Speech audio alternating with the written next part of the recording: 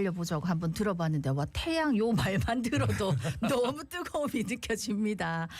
근데 이 여름 안에서 우리가 주의해야 될 게 여러 가지가 있는데 지금 우리가 또 이 걱정해야 되나 싶게 좀 짜증나는 소식 있지. 코로나19 하루 확진자 5만 7천 명까지 늘었는데 당분간 증가세가 전망이 된다고 저희 시간에도 여러 번 전해드렸지만 온열 질환 때문에 지금 사망하시는 분들까지 생기고 있습니다. 이 여름 안에서 우리 건강관리 어떻게 하면 좋을지 오늘 급하게 한번 연결해봤습니다. 예, 동아대학교 병원 가정의학과 한성호 교수 전화 연결돼 있습니다. 교수님 안녕하시죠? 네, 안녕하십니까? 예, 안녕합니다. 예, 요즘은 저 안녕하시자는 말씀을 꼭 드려야 될 것 같아요.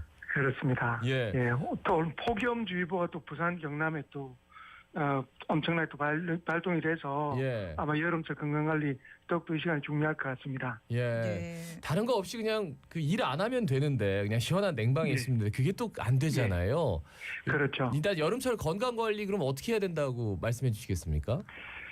일단 한마디로 얘기하면 여름철은 두 가지 조심할 게 있습니다. 하나는 더위 조심하는 게 네. 있고 또 하나는 거꾸로 음식. 이렇게 두 가지로 크게 정리할 것 같은데요.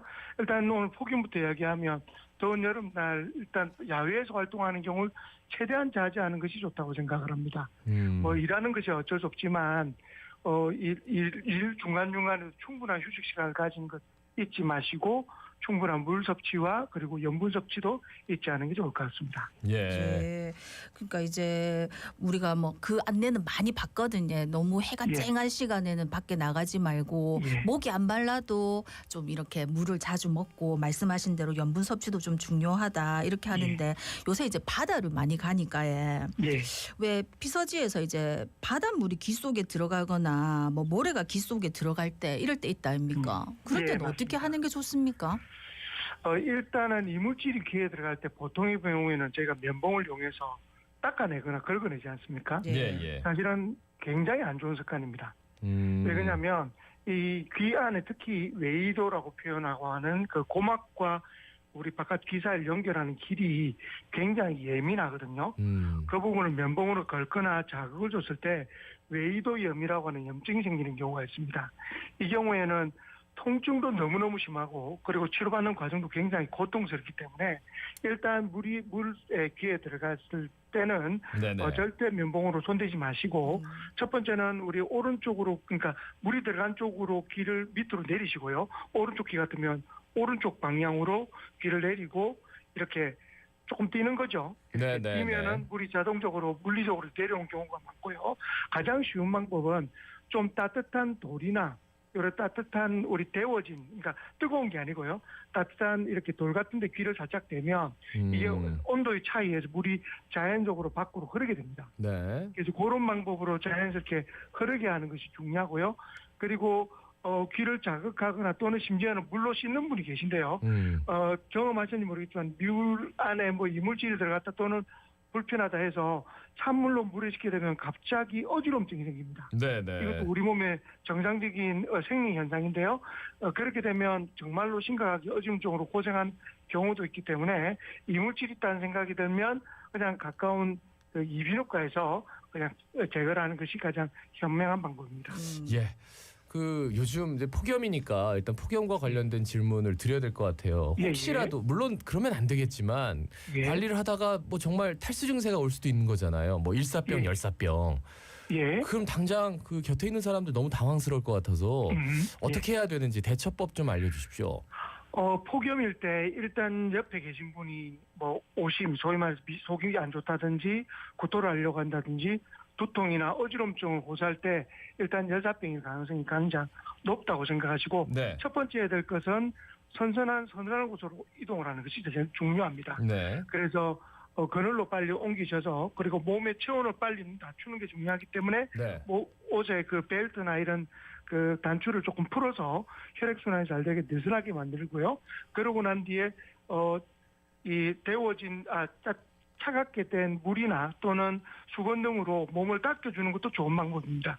그런데 조심해야 될 건 의식이 있는 분한테 물을 드시게 하는 것은 도움이 되지만 간혹 보면 이게 아주 의식이 별로 없고 약간 처져 있는 상태에서 네. 억지로 물을 마시게 할 때는 이게 기도로 들어가서 허비성 폐렴을 일으키거나 예, 또는 예. 호흡에 곤란을 느끼게 할 수도 있기 때문에 꼭 그 의식이 없는 분들한테는 억지로 물을 먹이지 않는다 원칙을 꼭 지키시고요.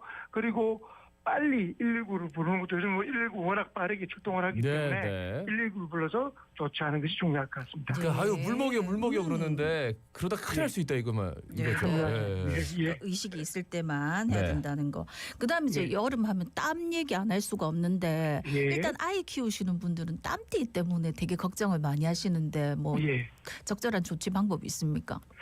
사실은 땀에 안 나게 적게 하는 것이 가장 중요한데요.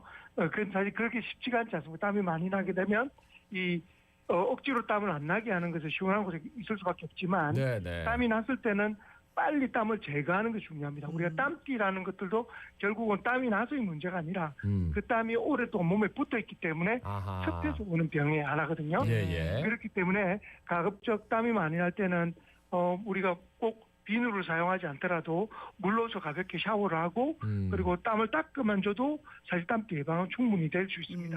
근데 염분이 많은 그런 어떤 피부 자극이 되는 땀이 몸에 붙어 있다가 마르고 난 뒤 자극이 되고 습한 상태로 유지가 되면 땀띠뿐만 아니라 습진을 나쁘게 하는 또 하나의 원인이 되기 때문에 땀이 나는 걸 빨리 제거하고 씻어주고 말리는 것 그게 제일 큰 원칙입니다. 예. 그리고 이제 땀 얘기하면은 또 땀 냄새 좀 심한 네. 분들은 그렇죠. 여름 나기가 너무 고통스럽다 이런 말씀들 하세요. 난 분명히 예. 방금 씻었는데도 또 옆에서 뭐 이렇게 코를 감싸지고 그러면 정말 고민이 많을 것 같은데요. 예. 예, 특별한 이유가 있습니까? 이게 땀 냄새가 나면 사람들이 이건 몸에 병이 있다라고 생각하는데요. 실제로는 땀 자체는 냄새나 병이 없습니다. 그게 아니라 땀이 많이 분비되는 분들은 땀 때문에 습하게 되고요. 이 땀샘이 주로 이제 액취증이라고 하죠. 네. 계단액증 특히 냄새가 많이 나지 않습니까? 네네. 그분들은 땀 때문에 습하게 돼서 결국은 세균이 번식해서 땀 냄새가 나는 겁니다. 예. 그럼 보통 우리 데오드란트나 뭐 이런 땀 냄새 억제제를 뿌리거나 또는 이렇게 바르는 경우가 많은데요. 어느 정도는 효과가 있습니다. 땀샘을 일시적으로 막아주거나 땀에 있는 세균을 없애주는 여러 가지 성분들이 되어 있기 때문에 효과가 있지만 사실은 아까 말씀드린 것처럼 건조하게 만드는 것이 제일 중요하기 때문에 옷을 자주 갈아입니다. 네. 사실 이게 땀이 자주 나는 분들은 우리가 옷만 자주 갈아입어도 이 땀 냄새 제거에 굉장히 큰 효과를 나타내기 때문에 여분의 옷들을 좀 준비하는 것도 혹시 액취증으로 고생하는 분들한테는 방법이 될 것 같습니다. 예. 뭐 여성분들 대부분 그러실 텐데 잠깐 땀 나고 이렇게 하면 혹시 냄새 날까 봐 향수 같은 거 많이 뿌리는데 요거는 도움이 될까요? 이게 문제가 향수가 이게 땀 냄새를 이제 숨기는 데 도움이 되지만 심할 때는 오히려 향수가 더 괴로운 분도 많습니다. 예, 냄새가 또 사실 이게 향수도 과하게 뿌린 분들은 이게 좀 불편한 게 사실인데 이 땀 냄새를 감추기 위해서 향수를 뿌릴 때 과도하게 뿌리면 오히려 이 향수에 의한 피부염이나 두드러기로 호소하는 경우도 많습니다. 그래서 가급적 향수는 이 손등이나 귀 뒤쪽 약간 좀 피부가 민감하지 않은 곳에 뿌리는 것을 원칙으로 하고요. 네. 그리고 옷 주위나 이렇게 피부에 접촉하지 않은 곳에 뿌리는 것도 이런 걸 예방하는 좋은 방법일 거라고 생각됩니다. 자 교수님 그리고 또 딴 얘기 코로나19 얘기 조금만 해볼게요. 뭐 시간이 얼마 남지 않아서 요즘 좀 병원으로 내원하시는 분들 많으십니까? 그리고 혹시라도 맞습니다. 좀 중증 환자가 좀 보이는지 그것도 한번 일단 여쭙고 시작할게요. 중증 환자는 사실 계속 있어 왔습니다. 특히 이제 대학병원급의 병원에는 코로나19에 의한 중증 환자들은 계속 입원을 하고 있고요. 그런데 우리가 뭐 5만 명 이렇게 6만 명 이야기가 나오더라도 실제 검사를 적극적으로 하지 않은 분위기에서 이 정도 숫자라면 최소 2배에서 많으면 5배 정도까지 더 많을 수 있다라는 생각을 꼭 하시고 주위에 코로나19 환자들이 많이 보이면 빨리 병원에서 어쨌든 치료를 받으면 중증화도 낮추고 또 발견도 할 수 있기 때문에 병을 키우지 말고 꼭 빨리 그 병원에 가셔서 치료를 적극적으로 하는 것이 중요할 것 같습니다. 그러니까 증상이 있으면 치료부터 그다음에 예방은 그렇죠. 또 뭐가 있을까요? 예방은 불편하더라도 사람이 많이 모인 곳에 가면 저도 요즘에 KF 부사는 힘들지만 우리가 덴탈 마스크라는 보건 마스크 있지 않습니까? 네. 이것도 이제 KF80 정도의 효과가 있습니다. 그래서 이런 정도의 그 보건용 마스크를 가벼운 것이라도 꼭 쓰는 것을 권고드리고요. 사람 많은 곳을 피서철이라도 사실 집이 제일 시원하다고 하지만 그 사람 많은 곳을 가급적 연세 드신 분, 면역이 약한 분들은 피하라는 강조 꼭 드리고 싶습니다. 그 요즘 어르신들 보면 심심치 않게 정말 마스크 이렇게 쓰고 다니시는 분들도 보이고 또 뭐 지하철, 뭐 대중교통 이용할 때 마스크 쓴 분들도 많이 보이더라고요. 그것도 또한 좋은 예방법이겠죠, 그죠? 맞습니다. 아주 좋은 습관입니다. 오랜만에 또 얘기해야 되네. 마스크 단디 쓰고 손매매 씻고 사람 많은데 피하는 게 일단은 좋겠다, 그지? 아유, 좋은 방법입니다. 네, 폭염 때문에 참 마스크 쓰기는 수월하지 않은데 그래도 혹시라도 문제 생길 수 있는 분들, 좀 어르신 분들은 좀 가급적이면 덴탈 마스크라 얇은 마스크라도 좀 착용하시면 좋을 것 같습니다. 자, 여름철 건강관리 여기까지 듣습니다. 동아대학교 병원 가정의학과 한성호 교수였습니다. 고맙습니다. 고맙습니다. 고맙습니다. 단디 잘 들으셨지? 건강관리 잘 합시다. 자갈치 아줌마 18,200